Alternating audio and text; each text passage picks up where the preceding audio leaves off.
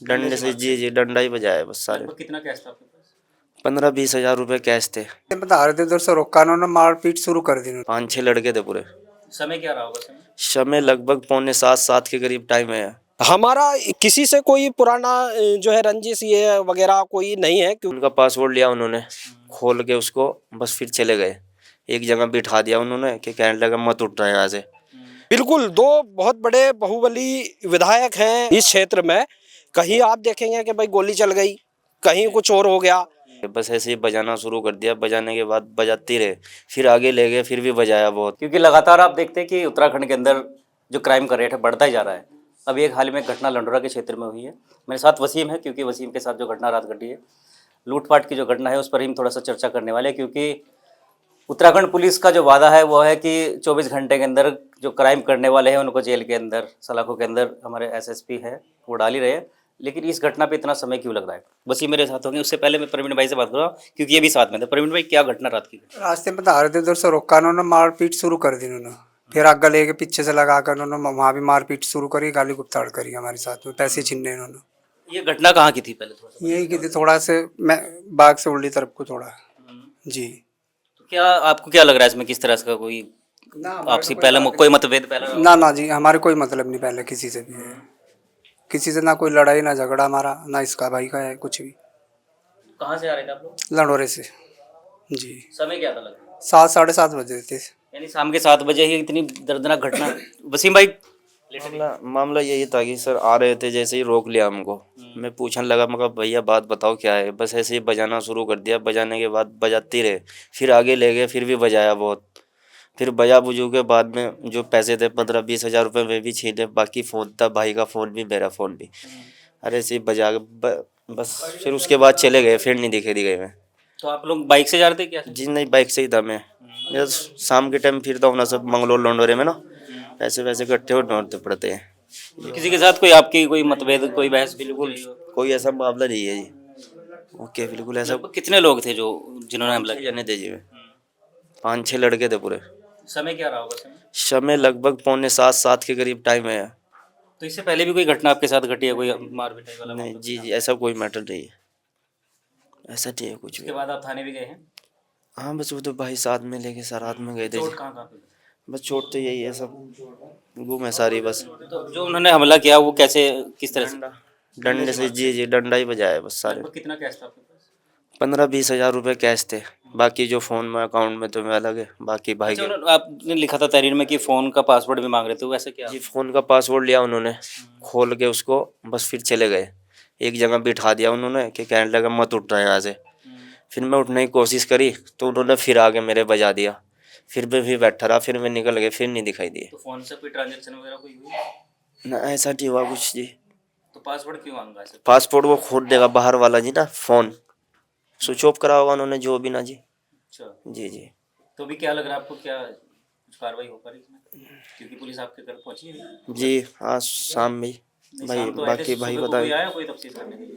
भाई बताए नहीं, सुबह नहीं आया जी कोई ऐसा। नहीं आया ना कोई? नहीं।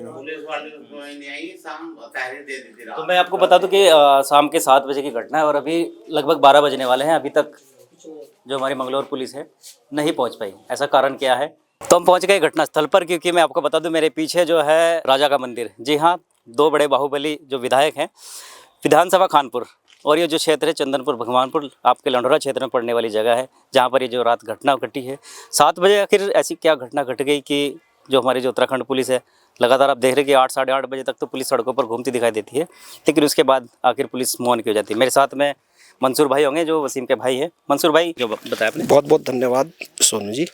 ये क्या था, हमारा जो भाई है जी, वो रात के टाइम लंडोरे से, यहाँ से हमारा थोड़ा मंडी का काम है आड़त का, तो वहाँ से वो पैसे जैसे इकट्ठे करते हैं, सब्जी वालों को, रेडी वालों को देते हैं, तो उन्हें कलेक्शन करते हैं, तो थोड़े बहुत जो पैसे इकट्ठे होते हैं उन्हें लेके यहाँ से अपना वो जा रहा था। अब उसे ये रास्ता जो जाता है ये हमारे गांव की ओर जाता है, ये हमारा मेन रास्ता है और ये हमारे गांव के लिए बड़ा नज़दीक भी पड़ता है। तो हम यहाँ से अपना निकलते हैं और ये जो घटना है 7 बजे की घटना है, और 7 बजे ये मान लो आपके शाम होनी है, और शाम में अगर इस तरह की कोई घटना हो रही है तो बहुत बड़ी बात है। वो जैसे यहाँ से जा रहा था तो उसके साथ 6 बंदे आए, मुंह पे कपड़ा बंधा हुआ था, उन्होंने मारपीट की और मारपीट करने के बाद उनका मोबाइल और जो है उनसे पैसे ले लिए। एक बंदा हमारे भाई के साथ और भी था, उसके साथ भी मारपीट करी, उसका भी मोबाइल ले लिया। अब उसके चोट इतनी ज़्यादा आई कि मैं तो था नहीं यहाँ पे, मैं रुड़की था, तो उनका फ़ोन आया, तब हम यहाँ घर पे पहुँचे। हम फिर उन्हें जो है हॉस्पिटल और चौकी वगैरह लेके गए और हमने तहरीर दी वहाँ पर। तहरीर देने के बाद हम हॉस्पिटल लेके चले गए, चोट बहुत ठीक ठाक थी तो इसलिए ट्रीटमेंट भी बड़ा ज़रूरी था, तो हमने वो ट्रीटमेंट कराया।